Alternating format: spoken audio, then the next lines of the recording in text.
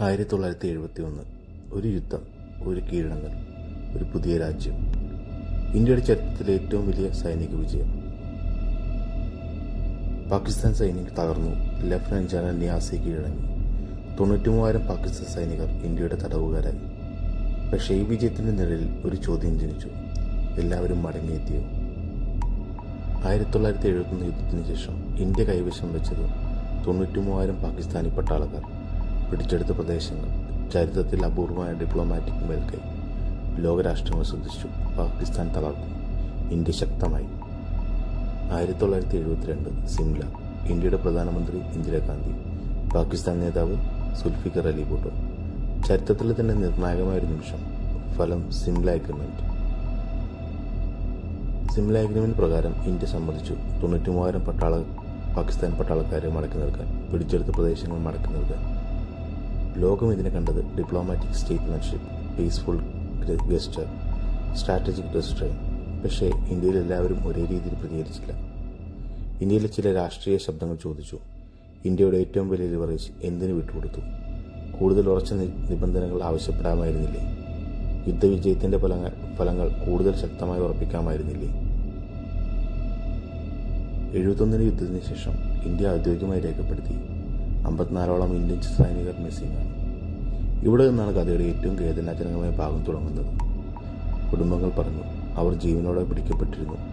അവരെക്കുറിച്ച് വിവരങ്ങളുണ്ടായിരുന്നു, പക്ഷേ അവർ ഒരിക്കലും മടങ്ങി വന്നില്ല.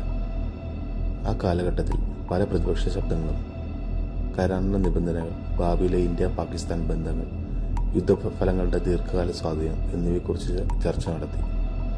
71 വിജയത്തിന് ശേഷം അടൽ ബിഹാരി വാജ്പേയി ഇന്ദിരാഗാന്ധിനെ വിശേഷിപ്പിച്ചത് ദുർഗ എന്നായിരുന്നു. അതേസമയം രാഷ്ട്രീയ രംഗത്തെ വിമർശനവും ചോദ്യങ്ങളും നിലനിന്നു. ചരിത്രം പലപ്പോഴും ഇങ്ങനെ വിരോധാഭാസങ്ങളാൽ നിറഞ്ഞതാണ്. കാലക്രമേണ മാധ്യമ റിപ്പോർട്ടുകൾ, വെറ്ററൻ സംഘടനകൾ, കുടുംബങ്ങളുടെ ഹർജികൾ ഒരു സ്ഥിരമായ ചോദ്യം ഉയർത്തി: അവർ പിടിക്കപ്പെട്ടിരുന്നു. പാകിസ്ഥാൻ തടങ്കൽ നിഷേധിച്ചു. ഇന്ത്യ വിഷയത്തിൽ ഡിപ്ലോമാറ്റിക് ഇടപെടലുകൾ നടത്തി. പക്ഷേ നിർണായകമായ തെളിവുകൾ ഒരിക്കലും ലഭിച്ചില്ല. ജനീവ കൺവെൻഷൻ പ്രകാരം POW റിപ്പട്ടേഷൻ നിർബന്ധമായിരുന്നു. ഇന്ത്യ നിയമപരമായി ശരിയായ രീതിയിൽ പ്രവർത്തിച്ചു. പക്ഷേ MIA കേസുകൾ തെളിവില്ലെങ്കിൽ നിയമപരമായി സങ്കീർണമാണ്. പല ഇന്ത്യൻ സർക്കാരുകളും ഈ വിഷയം ഉന്നയിച്ചു. ഡിപ്ലോമാറ്റിക് ചർച്ചകൾ നടത്തി. അന്വേഷണം ആവശ്യപ്പെട്ടു. പക്ഷേ പാകിസ്ഥാൻ തടങ്കൽ നിഷേധിച്ചു. എന്തുകൊണ്ടോ ഈ വിഷയം ഇന്നും ഇവിടെ ജീവിക്കുന്നു. കാരണം ഇത് രാഷ്ട്രീയ വിഷയം മാത്രമല്ല. ഇത് കുടുംബങ്ങൾ, സൈനികർ, ദേശീയാഭിമാനം, അടച്ചുപൂട്ടാത്ത അധ്യായങ്ങൾ എന്നിങ്ങനെ ഒരുപാട് കാര്യങ്ങളാൽ ഇന്നും ഒരു ചോദ്യമായി തന്നെ ഇവിടെ നിലനിൽക്കുന്നു. 1971 ഇന്ത്യയുടെ വിജയം ചരിത്രത്തിൽ സ്വർണ്ണാക്ഷരങ്ങളെ തന്നെ രേഖപ്പെടുത്തിയിരിക്കുന്നു. പക്ഷേ ചരിത്രം ചോദിക്കുന്നു: 93,000 പട്ടാളക്കാർ മടങ്ങി. പക്ഷേ ചില ആളുകൾ ഇന്നും കാത്തിരിക്കുന്നു. ഒരു അമ്മയുടെ ചോദ്യം, ഒരു ഭാര്യയുടെ പ്രതീക്ഷ, ഒരു കുടുംബത്തിന്റെ വേദന. ഇനി നിങ്ങൾ തന്നെ പറയൂ, ഷിംല അഗ്രിമെന്റ് ഡിപ്ലോമാറ്റിക് ബ്രില്യൻസ് ആയിരുന്നു, അല്ലെങ്കിൽ ഇന്ത്യയുടെ നഷ്ടപ്പെട്ടൊരവസരമായിരുന്നു? എവിടെയാണ് നമുക്ക് നമ്മളുടെ 54ഓളം വരുന്ന സൈനികരെ നഷ്ടപ്പെട്ടത്? നിങ്ങളുടെ അഭിപ്രായങ്ങൾ കമൻ്റായി രേഖപ്പെടുത്തുക.